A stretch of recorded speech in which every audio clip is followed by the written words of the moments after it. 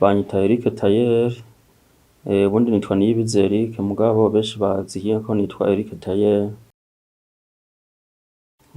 Je ibintu nkora cane cane ni ibintu bijanye na couture, hampande yuko nanje ndi umutayeri nsanzwe nshona, ndandaza na materiel de couture, ibintu byose bijanye na couture byose akenshi bibarizwa iwanje, n'ama pièces de rechange y'imashini hamwe n'imashini nyene zo kubarira kandi ubwoko bwinshi butandukanye.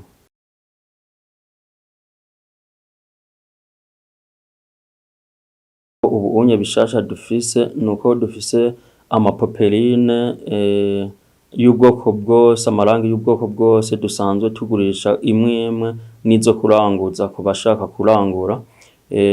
Nkuko mwabibonye hari amapopeline menshi kandi amapopeline barakunda kuyakoresha nk'abamaser usanga bagira ibitambara vyo mu masengero canke abandi yandi mashengero atandukanye, canke abantu b'abaririmbyi baba bashaka kwambara impuzu zisa, baraza bakatubwira ibara bashaka, gutyo tukaca tubaha nyimba bashaka naho baba bashaka impuzu 100 bagaca baronka ibara bazosesha bose.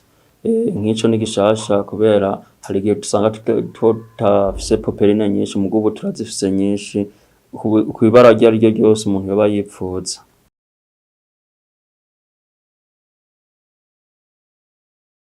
Oya asha ibinye nta handi hantu na hamwe wobisanga atari ngaha anye wanje.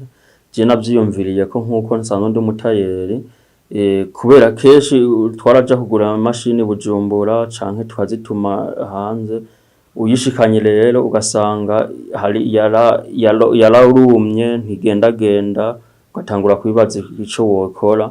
Je rero nca mfata umugambi ati jewe ko ndazidandaza, umukiriya aje kuyigura ntegerezwa kumupimira hanyuma agende abonanye neza ishona neza ku buryo we ashika ku kazi ntiyonona amahera yiwe ngo agure imashini mu nyuma ngo acashika adakora abanze kuyigarukana canke abanze kurondera umufundi. Oya je ndamuha ikora neza, iyo nsanze ifise akagorane na gatoya ca ndamuhindurira nkamuha iyindi imeze neza. Niko kabirya kiwanje rero urumva nashatse korohereza abandi batayeri bagenzanje kugira ngo baguze ikintu bagura ikintu babona yuko kimeze neza, na cane cane ko mba nazanye ama original mba nizeye. Kenshi nta niyo dupima wanashaka ngo yanke mugabo ndashaka kubibereka kugira ngo bagende babona yuko ivyo ndiko ndababwira ari ukuri.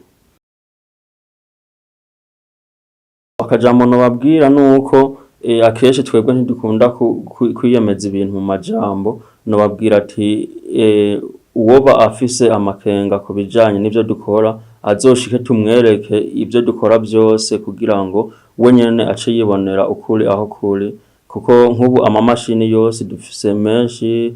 Hariho imashini ino batamenyereye dufise na nibagiye no kubabwira, imashini zishona bere bisanzwe mugabo zikoresha umucanwa, ni imashini niniya ariko imeze neza cane. Uyiguze nibaza yuko worinda upfa mbere udasubiriye no kugura imashini kuko irakomeye cane gose nubwo izimvye.